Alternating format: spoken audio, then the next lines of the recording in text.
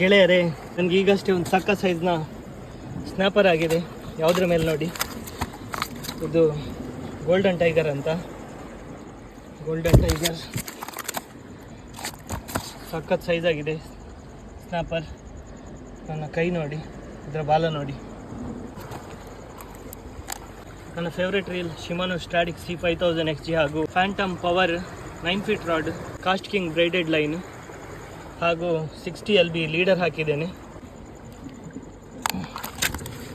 ಇದು ನನ್ನ 3ನೇ ಕ್ಯಾಚ್ ಇವತ್ತಿನದ್ದು.